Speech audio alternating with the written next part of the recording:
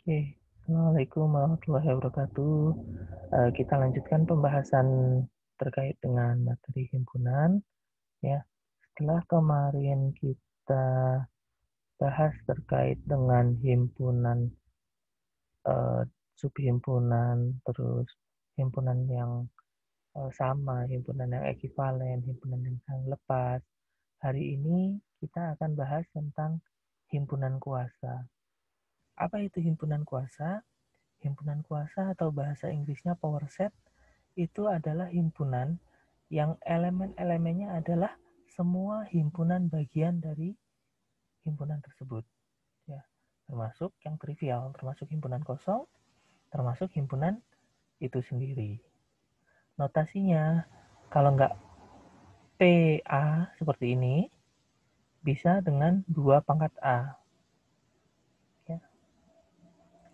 Yang menarik, jika kita punya himpunan A kardinalnya adalah M, maka kardinalitas dari himpunan kuasa dari A itu adalah 2 pangkat M. Kenapa? Semua kombinasinya dijabarkan. Gitu. Contoh, kalau misalnya saya punya himpunan A isinya 2, 1 dan 2 gitu ya. Maka himpunan kuasa dari A, ya PA, itu isinya ada 4. Apa aja? Himpunan kosong masuk, 1 masuk, ya. Himpunan kosong. Himpunan yang isinya 1, himpunan yang isinya 2 aja, dan himpunan yang isinya 1 dan 2, himpunan itu sendiri. Nah, ini udah semua subhimpunan dari A itu ada di sini. Ada 1, 2, 3, 4 gitu. Contoh lain nanti bisa dikasihkan, tapi kurang lebih himpunan kuasa seperti ini. Kalau himpunan kosong, himpunan kuasanya apa? Himpunan kosong gitu. Karena dia nggak punya anggota, ya, subhimpunannya hanya dirinya sendiri, berarti himpunan kosong isinya adalah himpunan kosong itu sendiri. Gitu. Anggotanya berapa? 1. Kok 1? Ya, kita coba kembali ke definisi kardinal ya. Himpunan kosong itu kardinalnya 0 kan? Ya. Himpunan kuasa dari himpunan kosong, maka kardinalnya adalah 2 pangkat 0. 2 pangkat 0 itu 1. Ini. Kalau isinya 1, himpunan dari himpunan kosong, kardinalitasnya 2. Himpunan kuasanya ya, kardinalitasnya 2. 1 himpunan kosong, 1 dirinya sendiri. Kayak gitu. Oke. Aku contohin pakai yang 3 ya, sebelum masuk ke operasi himpunan. Oke. Saya punya himpunan A, B, C. Oke. Ini adalah himpunan A misalnya. Maka himpunan kuasa dari A isinya apa aja? Pertama, himpunan kosong pasti masuk. Karena dia pasti himpunan bagian dari semua himpunan lain. Terus, subhimpunan dari ABC ini apa? Yang isinya cuma 1. A, B, dan C. Ya kan? Yang isinya 2, A dan B. Terus, A dan C. Terus, B dan C. Yang isinya 3, ABC dirinya sendiri aja ya. Gitu. Udah, nggak ada lagi yang lain. Gitu. Kita hitung ada berapa anggotanya? 1, 2, 3, 4, 5, 6, 7, 8. Ada 8. Himpunan A anggotanya 3, ya, maka power setnya, himpunan kuasanya, anggotanya 2 pangkat 3, yaitu 8. mau yang 4, 5, 6, polanya sama ya, dan 2 pangkat N ini bisa dipakai untuk ngecek apakah sudah semua anggota himpunannya masuk atau belum. Gitu.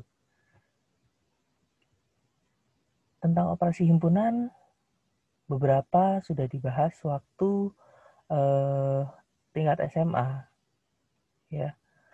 Tapi ada beberapa yang baru di sini terkait dengan selisih, beda setangkup, sama perkalian kartesian. Kita review dari yang irisan dan gabungan serta komplement. Ya. Irisan atau bahasa Inggrisnya itu intersection, ya. Itu adalah himpunan X di mana X-nya itu anggota A dan X-nya anggota B. Jadi dia masuk ke kedua-duanya. Irisan dari A dan B itu anggotanya masuk ke A dan masuk ke B. Kalau kita gambarkan dengan diagram Venn, maka yang namanya irisan itu yang ada di kedua himpunan tersebut. Gitu. Ini himpunan A nih, lingkaran yang kiri. Ini himpunan B, lingkaran yang kanan. Nah, irisan dari A dan B itu adalah yang ada di kanan dan ada yang di kiri, yaitu area di tengah ini. Gitu. Contoh, kalau saya punya himpunan A adalah 2, 4, 6, 8, 10, B-nya 4, 10, 14, 18. Maka irisannya apa? Yang ada di dua-duanya yang mana? 2 ada di A, 2 ada di B enggak? Enggak, berarti 2 enggak masuk ke irisan A dan B. 4 ada di A, 4 ada di B. Maka 4 masuk di irisannya. 6 ada di A, enggak ada di B. 8 ada di A, enggak ada di B. 10 ada di A, ada di B. Gitu. Yang A-nya udah habis, yang B-nya ada 14. 14 ada di B, enggak ada di A. 18 ada di B, enggak ada di A. Nah, ini juga enggak masuk ke irisannya. Jadi yang masuk ke irisannya mana? Cuma 4 sama 10. Maka A irisan B itu 4 dan 10 anggotanya. Gitu. Kalau beda semua gimana? Misalnya A sama B-nya kayak gini. Gitu. Anggota A nggak ada di B semua, anggota B juga semuanya nggak ada di A. Maka irisannya adalah himpunan kosong. Nggak ada yang ada di kedua-duanya. Artinya disjoin. Ya. A iris B adalah himpunan kosong, artinya A disjoin dengan B. Gabungan. Kalau gabungan itu sebaliknya. Himpunan A gabung B itu adalah himpunan X sedemikian rupa sehingga X-nya ada di A atau X-nya ada di B. Jadi masuk salah satu aja udah benar. Ada di A doang benar, ada di B doang juga benar. Gitu. Contoh, kalau misalnya A-nya 258, B-nya 7522. A gabung B apa? Ya. Semua anggota A masuk ke sini, semua anggota B juga masuk ke sini. Karena masuk ke salah satu aja udah benar gitu. Dia udah jadi anggota A gabung B. Ya. 2 ini masuk ke anggota A gabung B. 5 juga masuk ke A gabung B. 8 juga masuk ke A gabung B. 7 masuk ke A gabung B. 5 masuk. Cuma tadi kan 5 udah disebut di A. Itu 22 masuk. Maka A gabung B-nya seperti ini. Kalau kita gambarkan dengan diagram Venn, A gabung B itu adalah seluruh area yang dilingkupi oleh himpunan A dan himpunan B. Kok dan? Itu kan atau? Iya, cuma pembahasan aja. Jadi ada di sini, itu masuk ke A gabung B semua. Ya. Ada satu sifat menarik, yaitu sifat identitas. Artinya himpunan apapun kalau kita gabungkan dengan himpunan kosong, dia tetap akan jadi dirinya sendiri. Ya. Kalau yang irisan tadi, himpunan apapun, kalau kita iris dengan himpunan semestanya, akan tetap jadi dirinya sendiri. Oke, yang ketiga, komplement. Nah, komplement itu adalah komplement dari A adalah himpunan X, di mana X-nya anggota himpunan semestanya, tetapi X-nya nggak masuk ke A. Jadi yang bukan masuk ke himpunan itu lawannya.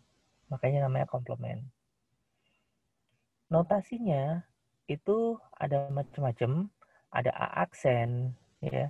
Ada A pangkat C, C-nya artinya komplementnya. Itu ada A garis, ya. Mana aja itu maksudnya adalah komplement dari himpunan A. Gitu. Yang kita pakai di kuliah ini notasinya yang A aksen. Kalau kita lihat dari diagram Venn, maka misalnya kita punya himpunan A, lingkaran ini, ya anggotanya ada di dalam, yang disebut komplement dengan dari himpunan A adalah semua yang ada di luar himpunan A. Gitu. Kalau sini ada himpunan B, ya B masuk ke dalam itu juga. Gitu. Nah, untuk membahas komplement, kita perlu tahu himpunan semestanya apa dulu nih. Kita lagi bahas apa nih. Gitu. Karena bisa jadi hasil komplemennya berbeda saat kita membahas dalam lingkup bilangan asli, dalam lingkup bilangan real, atau bahkan dalam lingkup bilangan kompleks. Gitu. Misal, saya punya himpunan A, isinya cuma satu. Gitu. Satu, angka satu gitu ya anggotanya. Oke, gambarin deh.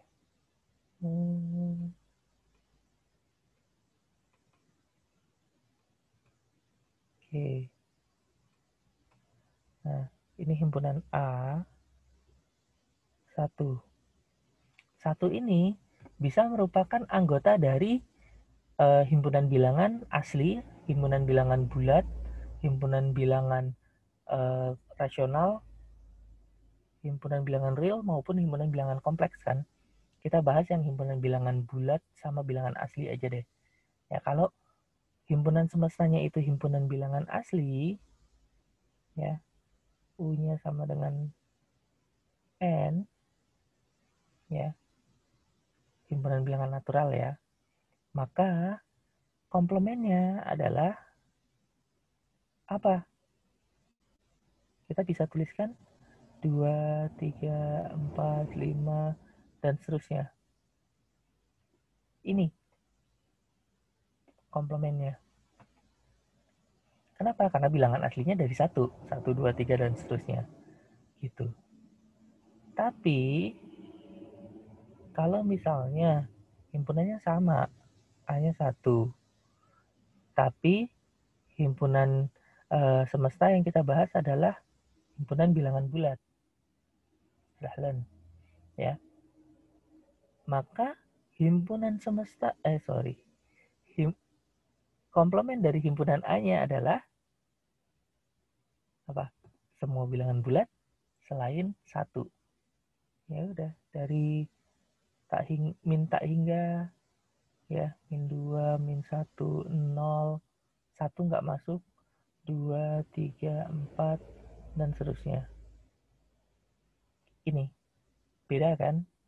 Karena ada 0 sampai minus tak hingganya. Kalau kita tuliskan juga bisa dalam notasi pembentuk himpunan. X sedemikian rupa sehingga X-nya elemen himpunan bilangan bulat, X-nya lebih kecil sama dengan 0, ya, atau X-nya lebih besar sama dengan 2. Oh, nggak cukup, maaf. Gitu.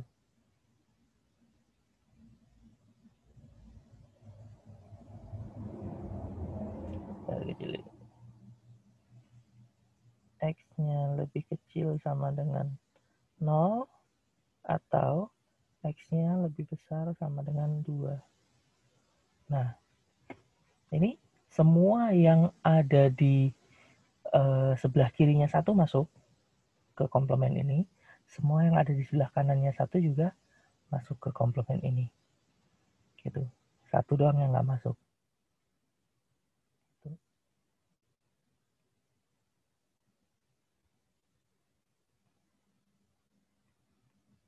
Itu komplement.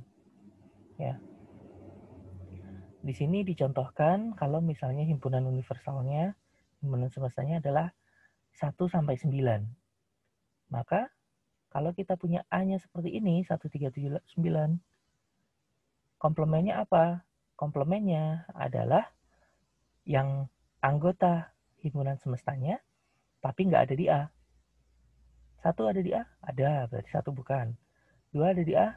Nggak ada, 2 masuk. 3 ada di A? Ada, nggak jadi. 4? Nggak, 4 ada di komplemennya. 5 ada di komplemennya. 6 ada di komplemennya. 7 ada di A. 8 ada di komplemennya. 9 ada di A. Gitu. Udah semua himpunan semesta kita masukkan, maka selesai komplemennya adalah yang ini. Itu kalau di enumerasi ya. Kalau kita pakai notasi pembentuk himpunan, lebih gampang sebenarnya. Karena kita cuma tinggal membalik tandanya aja. Ya.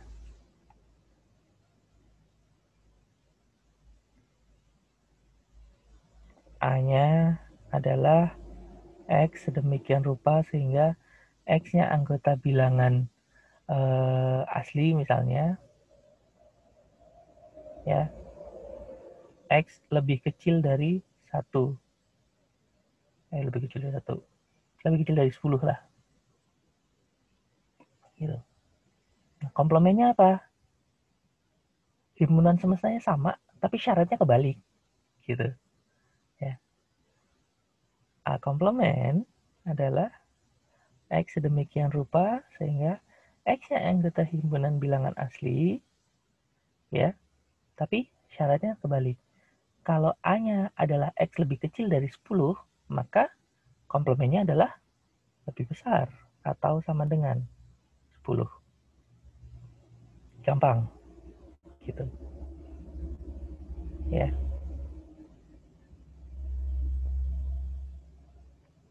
Kalau ini himpunannya lebih besar, lawannya adalah lebih kecil sama dengan.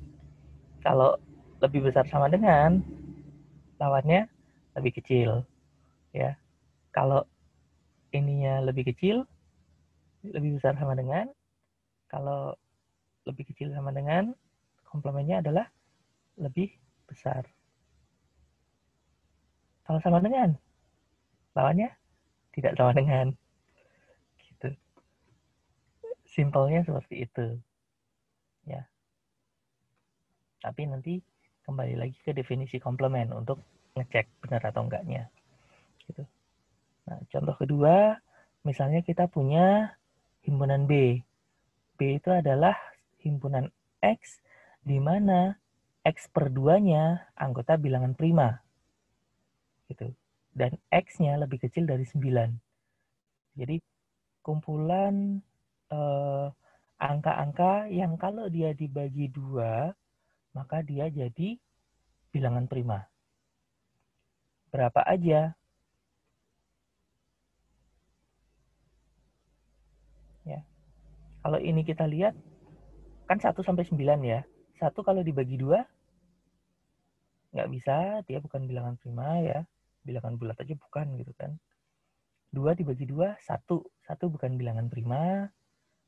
Yang ganjil-ganjil otomatis sudah keluar nih. Kenapa? Karena kalau dibagi 2, dia nggak jadi bilangan bulat. Ya. Sedangkan prima itu bilangannya bilangan bulat dulu. 4. 4 bagi 2, 2. Berarti 4 masuk ke dalam himpunan B. 6 bagi 2, 3.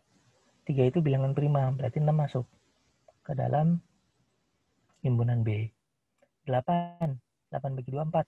4 bukan bilangan prima, berarti 8 nggak masuk ke dalam himpunan B. 10 udah nggak masuk karena syarat anggota himpunan B adalah lebih kecil dari 9 kan. Oke, berarti kita udah selesai mendaftarkan seluruh anggota himpunan B, yaitu 4 dan 6 doang. Komplemennya apa? Ya, antara 1 sampai 9 yang bukan 4 dan 6. Apa aja? Ini. Gitu. Oke. Kita juga bisa membuat sebuah kalimat, ya, sebuah kelompok barang-barang yang dia memenuhi syarat tertentu, kita bahas dari sisi himpunan. Contoh kalau misalnya kita punya himpunan-himpunan seperti ini. Ya.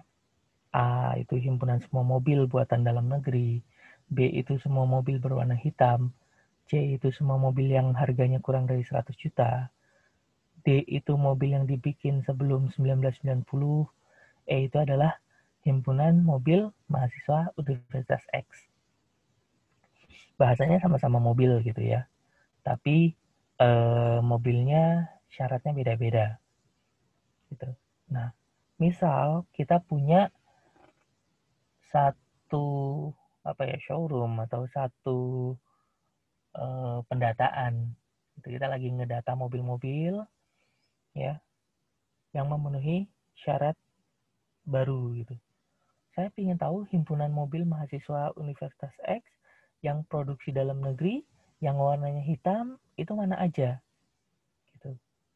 Ya. Atau kalau misalnya kita lagi bahas database, kita query gitu kan, kita ambil informasi dari database-nya yang memenuhi syarat tertentu gitu. Nah itu kita ngambil dari beberapa kolom yang berbeda, kolom tersebut syaratnya ada masing-masing, nanti row yang memenuhi syarat-syarat itu yang akan dikembalikan ke database. Nah, nomor 1 ini apa himpunannya? Nomor 2 ini apa himpunannya? Nanti bisa dicobain. Teman-teman bisa pause dulu videonya sampai sini ya. Nanti setelah mencoba jawab baru dibuka jawabannya. Oke, silakan.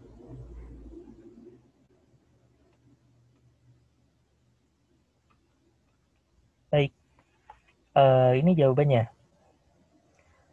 Pertama, himpunan mobil mahasiswa Universitas X yang produksi dalam negeri yang berwarna hitam. Mobil mahasiswa Universitas X tadi himpunan apa? E, ya kan?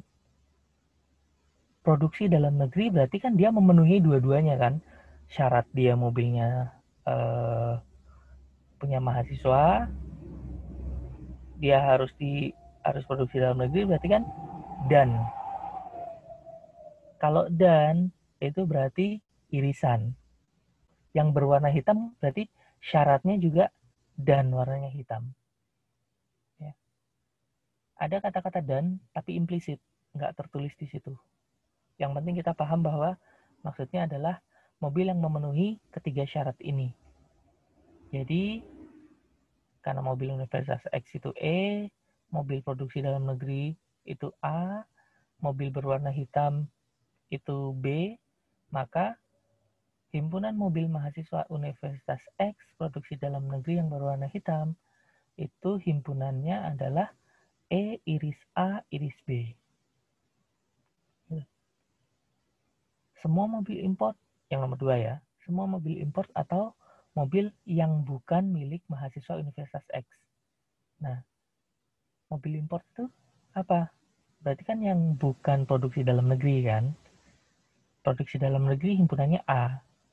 Bukan produksi dalam negeri, komplement dari A. Yang bukan milik mahasiswa Universitas X. Mobil milik mahasiswa Universitas X itu himpunannya E, maka yang bukan himpunannya E komplement gitu. Jadi di sini kita punya A komplement, di sini kita punya E komplement. Dan dia boleh memenuhi salah satunya aja.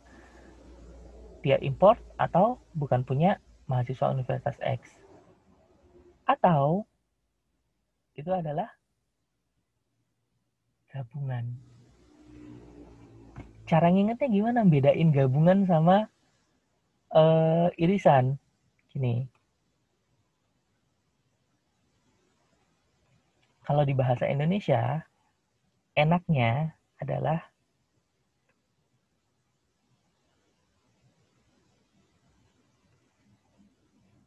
kata-katanya atau dan. Ya. Cara nginget simbolnya, kalau atau itu kan tadi gabungan ya, dan itu irisan. Yang susah kadang-kadang ketuker simbolnya gitu. Yang gambar kebuka ke atas itu dianggap apa, yang gambar kebuka ke bawah itu dianggap apa. Nah, cara ngingetnya adalah huruf terakhirnya gitu. Atau itu adalah gabungan tadi ya. Gabungan simbolnya U. Karena huruf terakhirnya atau gitu ya. Dan itu irisan simbolnya adalah yang lengkungnya ke bawah gitu. Ini ya. Ini gabungan, yang bawah irisan. Cara ngingetnya kayak gitu. Kalau bahasan logika juga sama. Kalau bahasan logika atau dan itu kan ada notasinya sendiri. Cuma bedanya dia kayak huruf V sama huruf A nggak pakai garis. Ya sama. Atau itu kebukanya ke atas, ya, dan itu bukanya ke bawah. Aku bedain warna deh. Atau dituliskan gimana ya? Ya udah nggak apa-apa. Paham ya? Atau ke sini dan ke sini. Kayak gitu.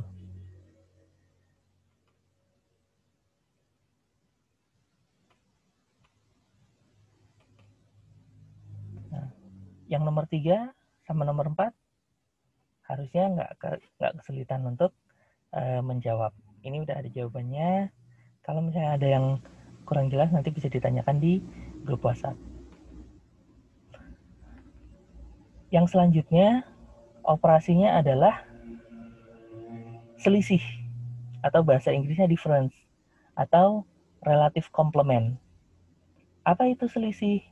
Kalau kita punya dua himpunan A dan B, selisih dari A dan B, ya, A minus B notasinya, itu adalah himpunan X, di mana X-nya itu anggota himpunan A, tapi X-nya bukan anggota himpunan B.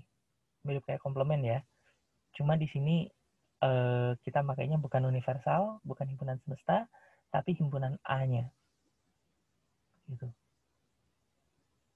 Atau kita bisa notasikan sebagai A iris B komplement. Gitu.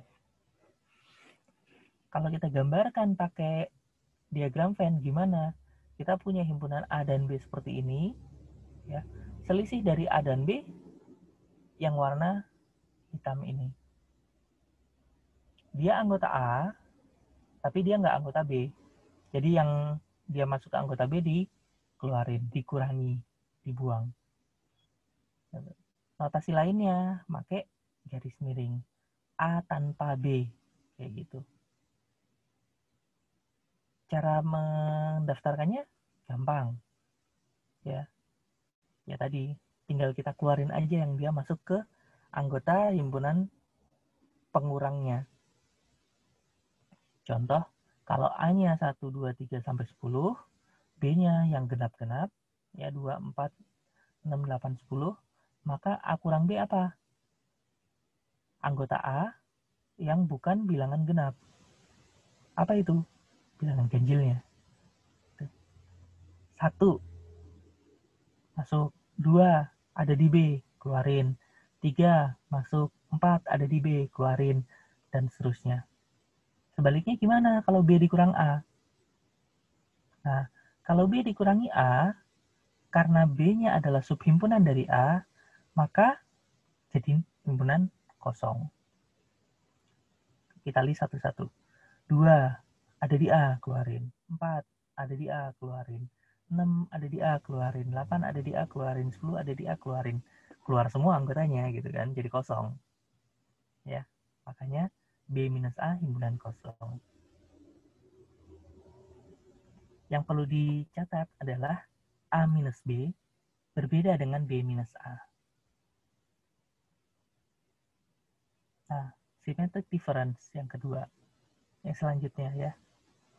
Bahasa Indonesianya bidas tangkup, bahasa Inggrisnya symmetric difference. Notasinya adalah segitiga, delta seperti ini. Artinya apa symmetric difference itu?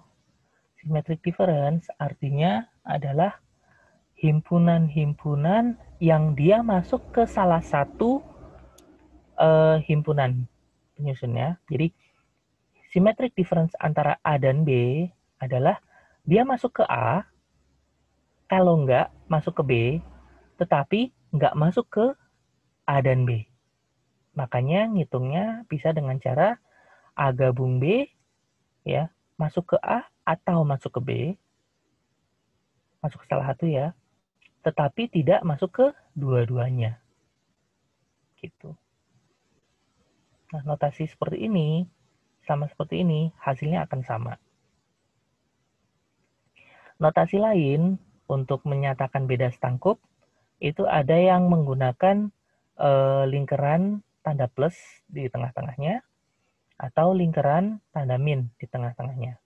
Sama aja maksudnya, beda stangkup juga.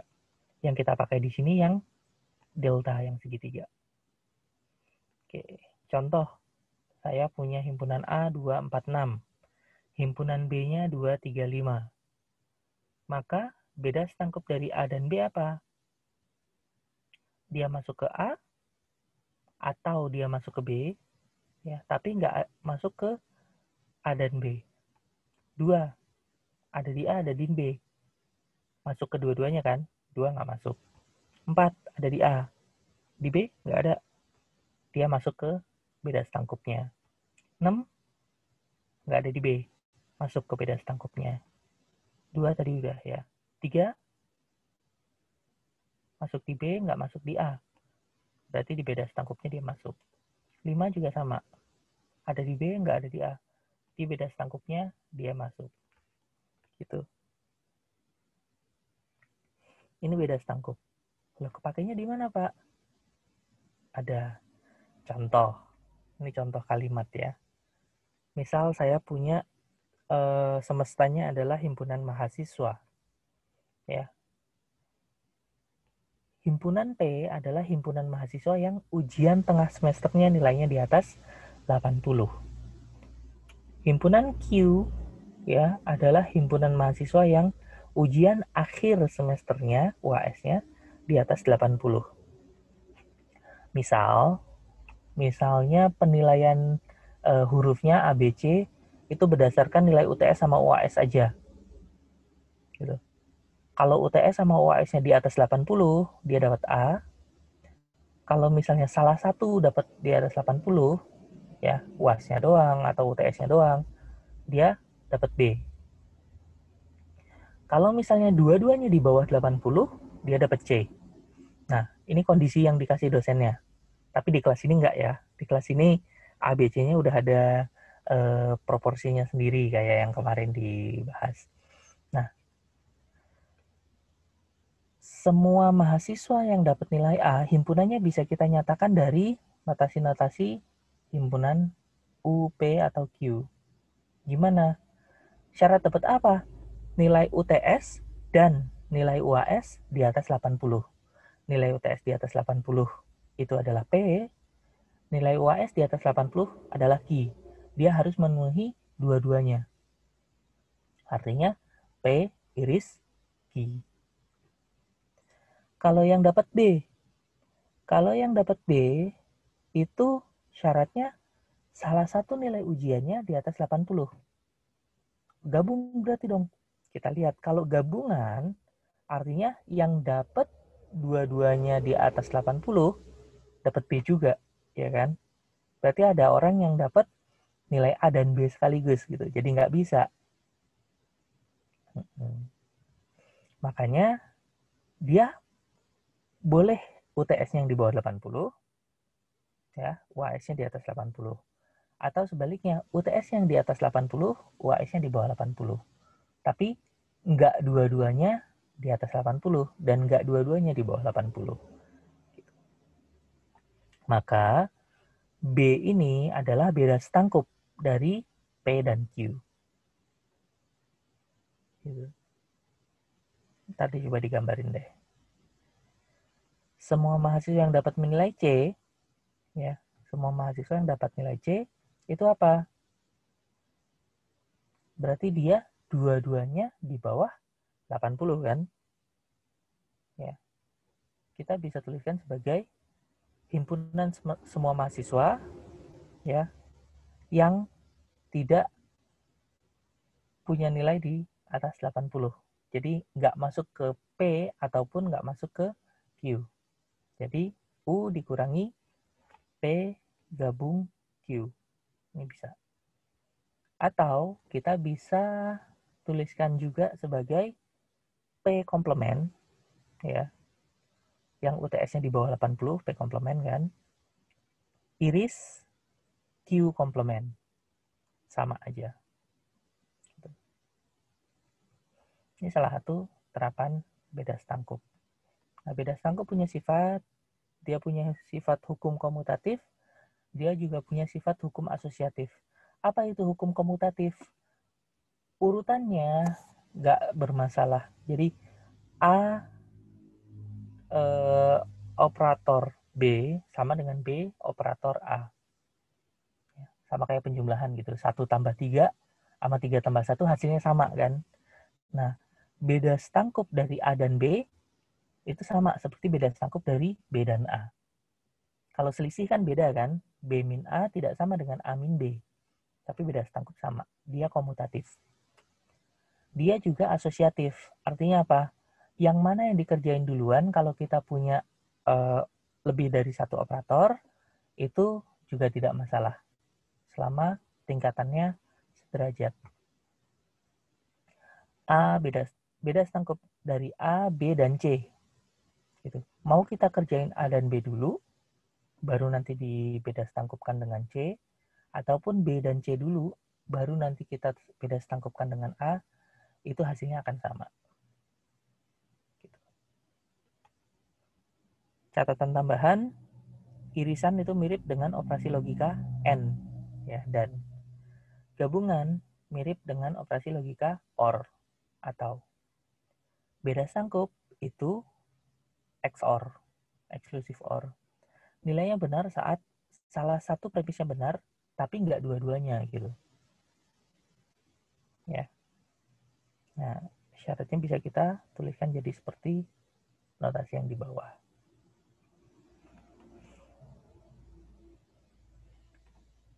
Terakhir, perkalian Kartesian. Kartesian mungkin pernah dengar namanya ya. Diagram Kartesius gitu. Ada sumbu X, ada sumbu Y gitu, yang 2 dimensi, atau yang 3 dimensi ada X, Y, Z. Gitu.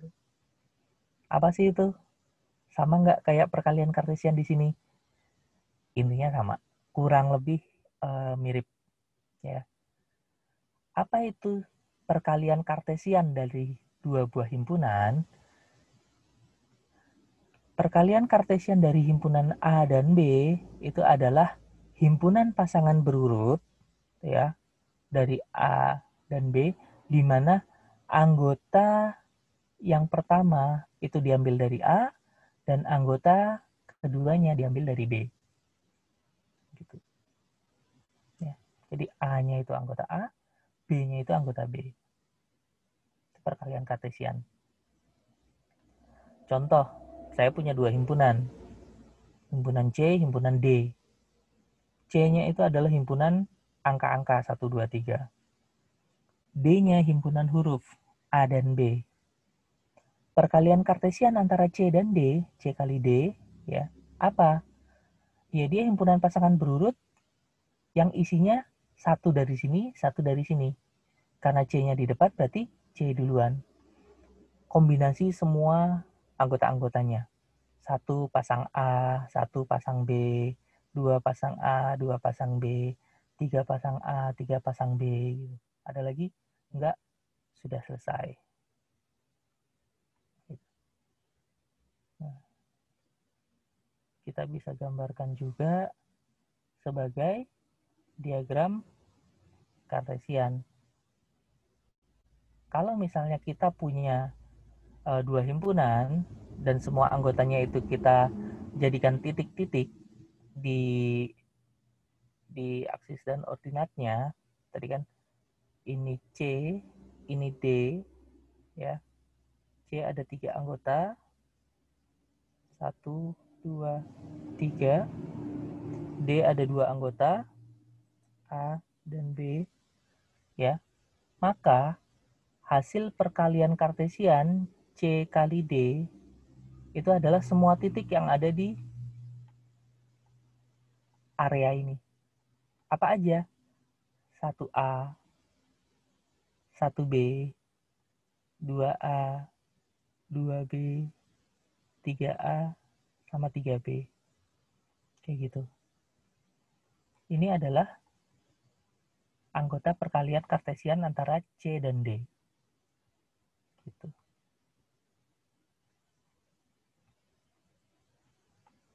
Ya. Nah, kaitannya dengan diagram Kartesian apa? Diagram Kartesian itu adalah diagram hasil perkalian Kartesian antara bilangan real dengan bilangan real.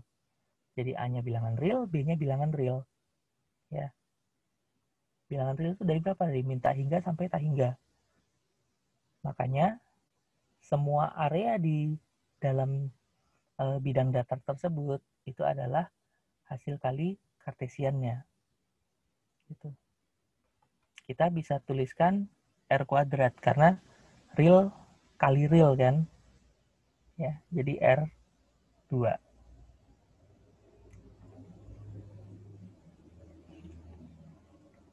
Catatan, kalau misalnya A dan B-nya itu himpunan berhingga, maka kardinalitas dari hasil kali Kartesiannya adalah perkalian dari kardinalitas masing-masing himpunannya. Contoh, tadi C 3 anggotanya, D 2 anggotanya.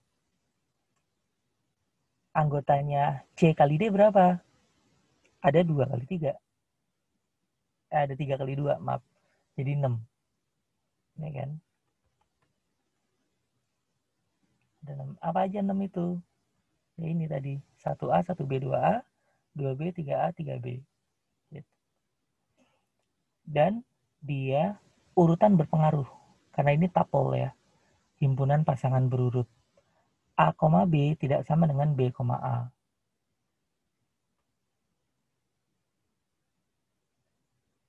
Nih. 1A itu nggak sama dengan A1. Gitu. Karena areanya seperti ini.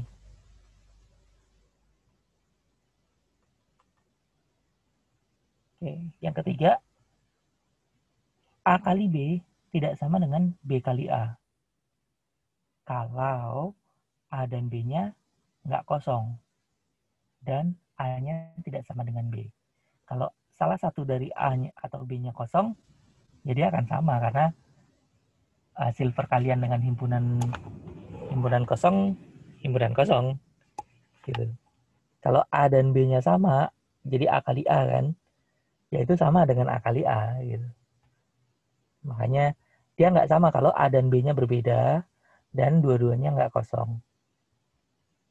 Kalau salah satunya kosong, ya, maka perkalian Kartesiannya akan jadi himpunan kosong juga. Nah, kalau kita pasangin sama sesuatu yang nggak ada, kan jadinya nggak ada, kan? Gitu. Terapannya apa? Contoh, misal saya punya 2 himpunan. Satu adalah himpunan makanan, soto, gado-gado, nasi goreng, mie rebus, gitu. 2 adalah himpunan minuman, susu coklat, teh, es dawet. Di sini saya singkat supaya ngelisnya nanti lebih gampang. Soto saya singkat sebagai S, gado-gado sebagai G, dan seterusnya gitu. Ya. Nah, moga-moga teman-teman nonton ini nggak lagi puasa gitu, jadi nggak kegoda lapar. Ya, kalau lapar silakan makan gitu kan. Makan juga salah satu usaha untuk bertahan hidup ya. Jadi itu wajib. Oke. Berapa banyak kombinasi makanan dan minuman yang bisa disusun gitu. Misalnya ada satu orang yang dia gampang bosen. Dia nggak mau makan menu yang sama setiap hari gitu. Kalau cuma nyediain ini doang, bisa berapa hari dia bertahan gitu kan. Ya. Itu kita bisa pakai perkalian kartesian. Satu kita ambil dari makanan, satu kita ambil dari minuman. Ya. Apa aja anggota himpunannya? Oh, sorry, di sini pertanyaannya berapa banyak dulu ya. Kalau berapa banyak berarti kan kardinalnya. Berapa kardinal dari A kali B?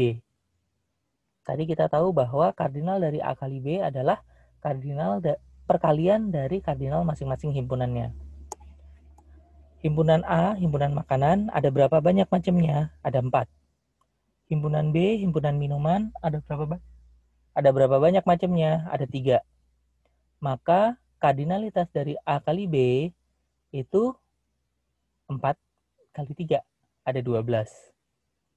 Gitu. Ada 12 kombinasi makanan dan minuman yang bisa dia cobain. Jadi bisa bertahan 12 hari kalau dia mau yang beda-beda terus setiap hari. Apa aja? Ya pertama mungkin bisa makan soto minumnya susu coklat.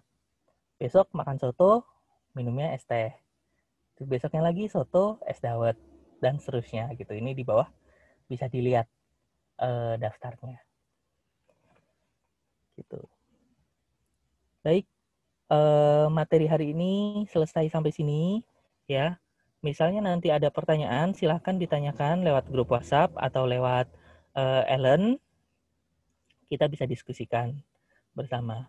Terima kasih atas kehadirannya. Assalamualaikum warahmatullahi wabarakatuh.